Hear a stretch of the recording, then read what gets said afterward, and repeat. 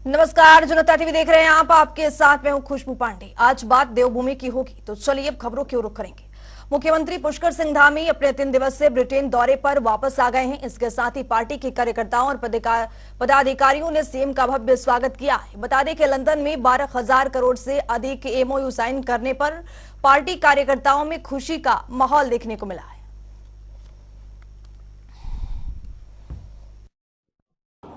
देखिए, लंदन में जिस प्रकार से अप्रवासी भारतीयों के द्वारा, उत्तराखंड के अप्रवासियों के द्वारा बड़ी संख्या में वहाँ पर हम लोगों का, सभी का, प्रतिनिधिमंडल का वहाँ पर स्वागत भी किया। गर्मजोशी से उन्होंने उस कार्यक्रम को भी बढ़ाया। साथ में जो निवेशकों के करार हुए हैं 12,500 करोड़ के, वो हमारे लिए बहुत उत्साहजनक हैं और इससे रोजगार सृजन की दृष्टि से भी बहुत बड़ा काम होगा। जहां उद्योग धंधे लगेंगे, वहीं रोजगार की दृष्टि से भी हमारे नौजवानों को, युवाओं को अपने घर पर ही रोजगार के अवसर मिलेंगे। और राज्य की जो जीएसटीपी है, राज्य को जो अग्रणी राज्यों की श्रेणी में लाने का हमारा संकल्प है, वो संकल्प हमारा सही दिशा में आगे बढ़ेगा। देखिए, माननीय प्रधानमंत्री जी का जो स्वप्न है, एक भारत श्रेष्ठ भारत का स्वप्न, आज विदेशों में भारत की जो बढ़ती साख है, उसमें माननीय प्रधानमंत्री जी का नेतृत्व और उनके द्वारा जो किए गए काम हैं हर दिशा में, चाहे कोरोना महामारी में भारत के द्वारा पूरी दुनिया को जिस प्रकार से वैक्सीन उपलब्ध करवाई गई है, अभी हाल ही में भारत की अध्यक्षता में माननीय प्रधानमंत्री जी के नेतृत्व में G20 का जो समिट हुआ है, उससे दुनिया के अंदर भारत की साख बढ़ी है। और उत्तराखंड के साथ उनका जो विशेष लगाव है, उसको सभी उत्तराखंड वासी जानते हैं, भारतवासी जानते हैं कि उनका कर्म का रिश्ता देवभूमि उत्तराखंड से है। इस नाते रेल हो, रोपवे हो, रोड हो, उन सभी क्षेत्रों में हम तेजी से काम कर रहे हैं। ये हमारी प्राथमिकता भी है। तो हमारे साथ हमारे संवाददाता यशराज आनंद जुड़ चुके हैं देहरादून से। यशराज, मुख्यमंत्री पुष्कर सिंह धामी वापस लंदन से लौटे हैं और उनका भव्य स्वागत किया गया है। जी बिल्कुल खुशबू, सबसे बड़ी बात है कि मुख्यमंत्री पुष्कर सिंह धामी ब्रिटेन के लंदन के दौरे से वापस आए। वहीं ब्रिटेन के दौरे से वापस आने के बाद उनका आज देहरादून के बन्नू स्कूल में भव्य स्वागत किया गया। पटाखे फोड़े गए, कार्यकर्ताओं की खुशी का उत्साह ही नहीं था, चारों ओर से फूल मालाओं से उनका स्वागत किया जा रहा था। वही सबसे बड़ी बात यह है कि मुख्यमंत्री पुष्कर सिंह धामी का ब्रिटेन जाना काफी सफल रहा। ब्रिटेन जिस वो उम्मीद के साथ, जिस आशा के साथ गए थे, उससे ज्यादा ही उनको उनका सम्मान हुआ और वहां पर इन्वेस्टर उससे ज्यादा ही उत्तराखंड की ओर रुख करने लगे। मैं आपको बताना चाह रहा हूँ कि लगभग 12,000 करोड़ रुपए से ज्यादा के एमओयू पर मुख्यमंत्री पुष्कर सिंह धामी के द्वारा साइन करवाया गया। वहीं उसके बाद उन्होंने शिक्षा, स्वास्थ्य, चिकित्सा के क्षेत्र में अन्य अनेक उद्योगपतियों को भी दिसंबर माह में इन्वेस्टर समिट जो होना है उसमें आमंत्रित किया है। वही इन्वेस्टर समिट में करीब 2.5 लाख करोड़ का लक्ष्य रखा गया है कि 2.5 लाख करोड़ उत्तराखंड में निवेश किया जाएगा। ये अपने आप में बहुत बड़ी बात है, क्योंकि इन्वेस्टर समिट इससे पहले भी त्रिवेंद्र सिंह रावत की सरकार में हुआ है, लेकिन जिस प्रकार से इस बार पुष्कर सिंह धामी इन्वेस्टर समिट को लेकर जागरूक है, इन्वेस्टर समिट को लेकर वो देश विदेश की यात्रा कर रहे हैं, लोगों को बता रहे हैं, भारत के व्यवसायी को भी वो बता रहे हैं। और सबसे बड़ी बात है कि विदेश की धरती पर जाकर वहां उन्होंने जो इन्वेस्टर समिट का आयोजन किया, कार्यक्रम किया, वो अपने आप में एक नायाब कार्यक्रम था, एक अद्भुत कार्यक्रम कहा जाए।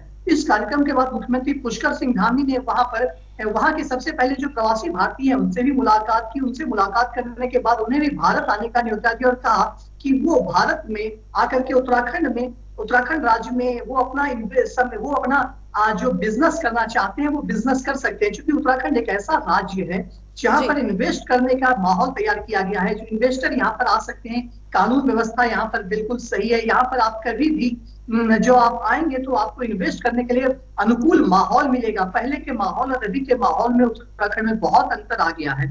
तो इस प्रकार से मुख्यमंत्री पुष्कर सिंह धामी ने विदेशी इन्वेस्टर के साथ साथ भारतीय इन्वेस्टर को भी आमंत्रित किया और कहा है कि वो उत्तराखंड आए और उत्तराखंड के चाहे पर्वतीय क्षेत्र जिला ले लें या मैदानी जिला ले लें, जहां पर भी वो चाहें वहां पर आकर वो इन्वेस्ट कर सकते हैं और उनके लिए अनुकूल परिस्थिति मुहैया कराई जाएगी। वही सबसे बड़ी बात है कि उत्तराखंड में जो एमओयू पर सिग्नेचर हुआ है, तो यहाँ पर जितने भी व्यवसायी जो अभी बाकी नहीं कर पाए हैं, जिनको अभी थोड़ी बहुत शक हो रही है, शंका है, तो वो जरूर दिसंबर माह में उनको मुख्यमंत्री पुष्कर सिंह धामी ने उत्तराखंड न्योता दिया है, आमंत्रण किया है कि वो उत्तराखंड आए और यहाँ पर आकर यहाँ के माहौल को देखें और यहाँ के माहौल को देखने के बाद वो अपना कर सकते हैं। चूंकि मुख्यमंत्री पुष्कर सिंह धामी का बात स्पष्ट रूप से कहना है कि प्रधानमंत्री नरेंद्र मोदी भी लगातार यह बोलते हैं कि आगामी दशक जो होगा वो उत्तराखंड का दशक होगा, जब उत्तराखंड अपनी रजत जयंती मनाएगा तब उत्तराखंड देश के सर्वश्रेष्ठ राज्यों में से एक होगा।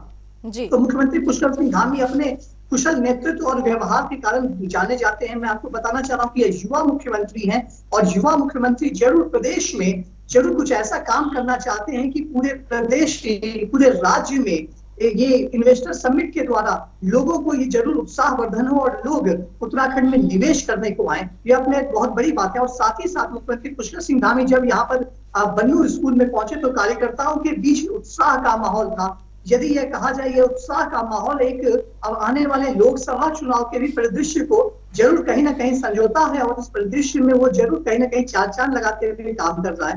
क्योंकि आने वाले लोकसभा चुनाव में भी जितने सब इन्वेस्टर आएंगे, क्योंकि विपक्ष के द्वारा भी लगातार कटाक्ष किया जा रहा है कि इन्वेस्टर समिट तो पिछले बार भी किया गया था भाजपा के कार्यकाल में, लेकिन वो कितना सफल रहा। लेकिन पिछले बार के इन्वेस्टर समिट और इस बार की इन्वेस्टर समिट को यदि देखा जाए तो दोनों में बहुत अंतर हो रहा है। इस बार के युवा मुख्यमंत्री पुष्कर सिंह धामी देश विदेश के दौरे पर इन्वेस्टर समिट को लेकर लगातार है। उनका जाना, चूंकि किसी राज्य में जाना, मुख्यमंत्री का जाना, विदेश जाना, किसी राज्य के मुख्यमंत्री का विदेश जाना अपने इन्वेस्टर समिट को लेकर के अपने आप में बहुत बड़ी बात है। यह दूसरे राज्यों में भी यह जरूर कहीं ना कहीं द्योतक प्रतीत होता है। और सबसे बड़ी बात है कि विदेश जब आप जाते हैं, खुद अपने स्टेट के मुख्यमंत्री और अपने स्टेट का प्रतिनिधित्व आप विदेश में जाकर करते हैं, तो यह अपने आप में एक बहुत अहम बात कही जाए इस बात को लेकर के। तो अब यह एक बहुत बड़ी बात है कि उत्तराखंड के मुख्यमंत्री ब्रिटेन के 3 दिवसीय दौरे पर रहे और वहां से उन्होंने 12,000 करोड़ के एमओयू पर साइन किया। और 12,000 करोड़ का इन्वेस्टमेंट जो होगा ये उत्तराखंड में बेरोजगार और पलायन को जरूर कहीं ना कहीं रोकेगा। क्योंकि मुख्यमंत्री पुष्कर सिंह धामी लगातार ये बोलते आए हैं कि उत्तराखंड की जो बहुत बड़ी समस्या पलायन है, इस समस्या से जरूर इन्वेस्टर समिट में निजात मिल जाएगी। क्योंकि यहाँ पर इन्वेस्टर समिट होने से क्या होगा कि यहाँ पर रोजगार का जन्म होगा, रोजगार बनते रोजगार जल्दी जब यहाँ पर फैक्ट्रीज बैठती है, फैक्ट्रीज बनाई जाती है, तो फैक्ट्री के आधार पर मजदूर को भी काम मिलेगा, जिसके बाद यहाँ पर मजदूर भी काम करेंगे। जी यशराज, 12,000 करोड़ के एमओयू के साइन से यहाँ पर मुख्यमंत्री के इस पहल से लगातार युवाओं में खुशी का माहौल होगा, रोजगार भी मिलेगा। बहुत बहुत शुक्रिया आपका यशराज। तो चलिए अब खबरों में आगे बढ़ेंगे। उत्तराखंड में दिसंबर महीना में ग्लोबल इन्वेस्टर समिट का आयोजन होना है, जिसके लिए पूरे प्रदेश को तैयार किया जा रहा है। सीएम पुष्कर सिंह धामी भी लंदन में उद्योगपतियों को न्योता सौंपे हैं और अब इस इंतजार के दिसंबर महीने का है जब समिट का आयोजन होगा। आपको बता दें कि इन्वेस्टर समिट के जरिए प्रदेश में 2.5 लाख करोड़ के निवेश के लिए निवेशकों को प्रोत्साहित किया जा रहा है। साथ ही सड़कों को भी मरम्मत कार्यवाही की यहाँ पर कार्यवाही की जा रही है। बीडब्ल्यूडी सचिव पंकज पांडे ने बताया कि इन्वेस्टर समिट को लेकर पूरी तरह से तैयार है और बाकी सारे इंतजाम भी किए जा रहे हैं ताकि विदेश से आने वाले मेहमानों को परेशानियों का सामना ना करना पड़े।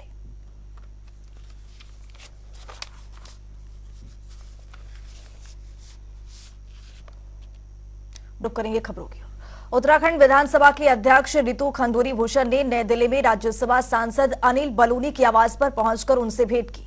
कोटद्वार और दिल्ली के बीच रेल संचालन की स्वीकृति दिलाने को लेकर खंडूरी ने राज्य भारत बाल्यकाल का चित्र भेंट कर और शॉल उड़ाकर राज्यसभा सांसद का यहां पर आभार व्यक्त किया।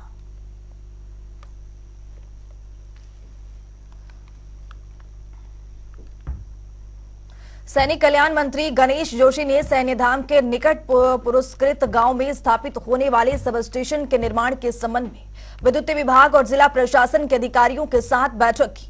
आपको बता दें कि राजधानी देहरादून के पुरकुल गांव में बनने वाला सैन्यधाम प्रधानमंत्री नरेंद्र मोदी के ड्रीम प्रोजेक्ट में से एक है। उन्होंने बताया कि दिसंबर तक सैन्यधाम का निर्माण कर लिया जाएगा। सैनिक कल्याण मंत्री को बैठक के दौरान अधिकारियों ने बताया कि सब स्टेशन के लिए भूमि की तलाश की जा रही है। मंत्री गणेश जोशी ने विद्युत विभाग और जिला प्रशासन के अधिकारियों को सख्त निर्देश देते हुए तत्काल भूमि के चयन के लिए संयुक्त विजिट करने के निर्देश दिए। देखिए, सैन्यधाम पुष्कर सिंह धामी सरकार का ड्रीम प्रोजेक्ट है और देश के प्रधानमंत्री नरेंद्र मोदी जी की परिकल्पना है और जिसको पूरा करने का सौभाग्य, बनाने का सौभाग्य मुझे प्राप्त हुआ है। मैं लगातार उसकी मॉनिटरिंग कर रहा हूँ और किसी भी सूरत में दिसंबर को में हम उसको पूरा करेंगे और यहाँ की वीर माताओं को, वीर नारियों को, यहाँ की जनता को हम सम्मिलित करेंगे। और जिस सोच भाव के साथ हम उसको बना रहे हैं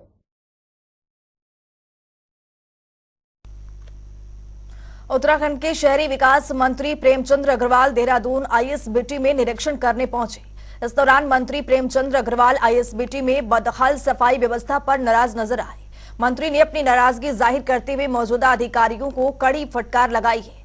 मंत्री के अनुसार इस प्रकार की सफाई व्यवस्था सीधे तौर पर डेंगू को न्योता देने का काम कर रही है। मंत्री ने जल्द से जल्द आईएसबीटी में सफाई व्यवस्था बेहतर करने के लिए अधिकारियों को निर्देश भी दिया है।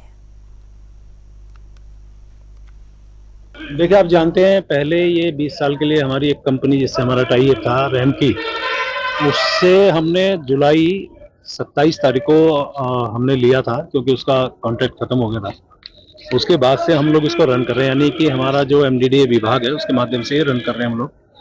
तो हम लोग साफ सफाई हो, मेंटेनेंस हो, इस प्रकार की जो भी चीजें हैं उसको हम लोगों ने किया है। आप देख सकते हैं जहाँ कार पार्किंग है, इंटरलॉकिंग का काम किया है। पिछले दिनों माननीय मुख्यमंत्री जी का दौरा हुआ था, उस सड़कों की समस्या थी, सड़कें हमने बनाई है। और साथ साथ जो सफाई है, मेंटेनेंस है, वो सबकी जिम्मेदारी हमारी है। कुछ सफाइयों में मुझे थोड़ा सा खराब लगा, मैंने कहा है कि इसको तुरंत हम लोग 2 शिफ्ट में हम सफाई कर रहे हैं, तो तीसरा शिफ्ट यानी दिन में भी सफाई रहनी चाहिए। गंदगी, कूड़ा या कहीं जल भराव वाली स्थिति वैसे भी नहीं होनी चाहिए, क्योंकि डेंगू का आजकल वैसे भी प्रकोप चल रहा है। उत्तराखंड में भारी बारिश से कृषि को काफी नुकसान हुआ है। किसानों की सारी फसलें खराब हो जाने से पहाड़ों में काश्तकारों में सामने आर्थिक संकट महरा गया है। वह इस मामले में कृषि मंत्री गणेश जोशी का कहना है कि बरसात से उत्तराखंड के सभी जिला में नुकसान हुआ है, लेकिन सबसे ज्यादा नुकसान हरिद्वार जिले में हुआ है, जिसका आकलन कर अब तक 16,500 किसानों को 26 करोड़ से अधिक का मुआवजा बांटा गया है। साथ ही केंद्र सरकार से भी नुकसान के लिए आर्थिक मदद की मांग की गई है, जिससे किसानों को उनके नुकसान का उचित मुआवजा दिया जा सकेगा।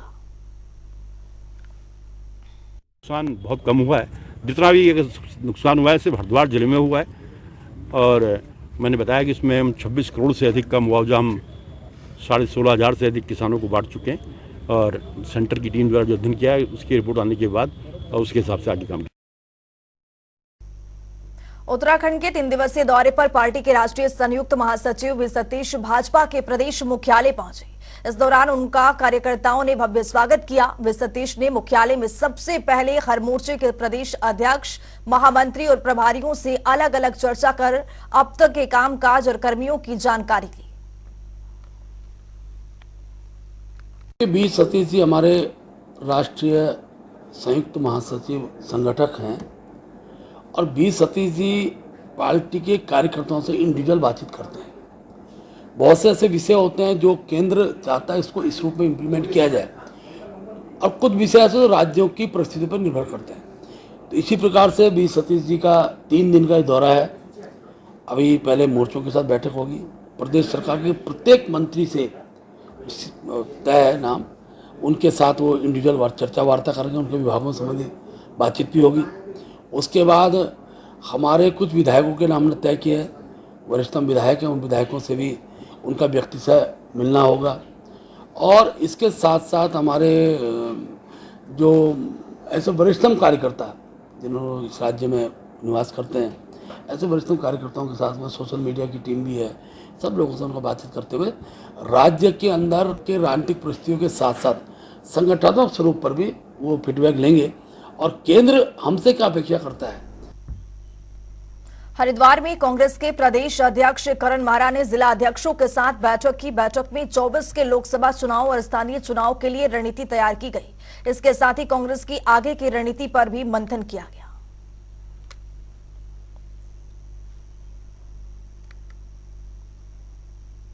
उत्तराखंड अपने प्राकृतिक सौंदर्य और पर्यटन की वजह से विश्व प्रसिद्ध है। वर्तमान धामी सरकार लगातार देवभूमि में पर्यटन को बढ़ावा देने की दिशा में अग्रसर हो रही है। वह इस दिशा में एक और कदम बढ़ाते हुए मुख्यमंत्री ने कहा कि वेलनेस और टूरिज्म के जरिए उत्तराखंड को वैश्विक टूरिज्म हब बनाना है। ये सरकार का मकसद है। पर्यटन राज्य के विकास और रोजगार दोनों का आधार भी है। वहीं राज्य में पर्यटन को बढ़ावा देने की बात पर कांग्रेस प्रवक्ता शिवपाल सिंह बिष्ट ने कहा कि धामी की सरकार में केवल दिखावा और बयानबाजी ही सामने आ रहा है। सरकार सिर्फ बातों से ही लोगों का पेट भर रही है, बल्कि इस बार टूरिज्म के बजट को भी घटा दिया गया है। देखिए, धामी जी की सरकार में केवल जो है बयानबाजियां और दावे ही जो है दिखाई और सुनाई दे रहे हैं। जो वेलनेस सेंटर के रूप में विकसित करने की बात है उत्तराखंड को, या इको टूरिज्म के रूप में या टूरिज्म के रूप में आप विकसित करना चाहते हैं, उस मामले में तो सरकार कुछ कर ही नहीं रही है। आपने इस बार जो है टूरिज्म का बजट भी घटाया, और जो यहाँ पर टूरिज्म के नाम पर या वेलनेस के नाम पर या अन्य नाम पर जो काम हो रहे हैं। चमोली के जोशीमठ में हुए भूधसाव जैसे हालात दूसरे पर्वतीय क्षेत्रों में पैदा न हो, इसके लिए शहरी विकास मंत्रालय ने पर्वतीय क्षेत्र में मॉनिटरिंग के लिए जिलाधिकारियों की अध्यक्षता में कमेटी बनाए जाने के निर्णय लिया है। तो वहीं विभाग के इस निर्णय के बाद राजधानी देहरादून का जिला प्रशासन भी पूरी तरह से सतर्क हो गया है। राजधानी में बनने वाले भवनों की व्यवस्थाओं को और बेहतर किया जा सके, उसके लिए नक्शे के साथ साथ सभी नियमों का अनुपालन कराया जा सके, और खतरे के लिहाज से जो भवन ज्यादा संवेदनशील है ऐसे सभी भवनों का व्यवस्था की जाए। नहीं, जो मेनली तो हमारे यहाँ पे जो कुछ एरिया है जो गिरासू प्रॉपर्टीज होती हैं, जैसे नगर निगम उन्हें गिरासू डिक्लेयर करता है, पीडब्ल्यूडी और अन्य विभागों से जो स्ट्रक्चरल इंजीनियरिंग की रिपोर्ट और बाकी चीजें लेके करता है, उसके बाद गिरासू डिक्लेयर होती है, फिर उनको गिराने की कार्रवाई होती है। एक तो इस तरह की हो गई। कुछ बिल्डिंग्स ऐसी हैं जो कि अंडर कंस्ट्रक्शन होती हैं, गलत जगह पे बन गई हैं, उसमें एमडीडीए, क्योंकि एमडीडीए ही नक्शा पास करता है, और अगर कहीं इलीगल कुछ बन गया है तो उस पर भी कार्रवाई एमडीडीए द्वारा होती है। तो ये दो ऐसे इंस्टीट्यूशंस हैं जहां से ये मोर और लेस कार्रवाइयां होती हैं। कार्बेट नेशनल पार्क में एंट्री फीस बढ़ने से जिप्सी संचालकों का प्रदर्शन जारी है। वहीं अब जिप्सी संचालकों ने फैसला लिया है कि 1 और 2 अक्टूबर को वो कार्बेट पार्क की सफारी में नहीं जाएंगे, जिससे पार्क में घूमने आए लोगों को कार्बेट में घूमने को नहीं मिलेगा। दरअसल नए शासन काल के मुताबिक पार्क में 4 घंटे की सफारी के लिए एंट्री फीस में बेतहाशा बढ़ोतरी हुई है, जिसके बाद से जिप्सी संचालक इसके विरोध में उतर आए हैं।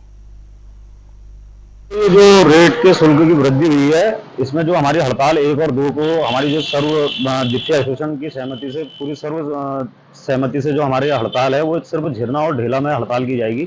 क्योंकि अभी कल हम मौखिक डायरेक्टर साहब से भी मिले थे, तो जो हमारी मांगे थी वहाँ पर शायद वो मतलब विफल रही है, वार्ता विफल रही है। तो इसको उसमें हमने आगे 1 और 2 को जो है हमारा ये झिरना और ढेला के लिए बहिष्कार रहेगा जिप्सी संचालन पर। देहरादून में स्कूल बसों के ड्राइवरों को यातायात की निःशुल्क ट्रेनिंग दी जा रही है। ये ट्रेनिंग परिवहन विभाग की ओर से दी जा रही है, जिसका मकसद स्कूल बसों के ड्राइवरों की ओर से ज्यादा तकनीकी रूप से दक्ष बनना है। बता दें कि ट्रेनिंग झाझर स्थित आरटीडी आरटीआर में कराई जा रही है। फिलहाल अभी तक 200 से 250 लोगों को ट्रेन किया जा चुका है।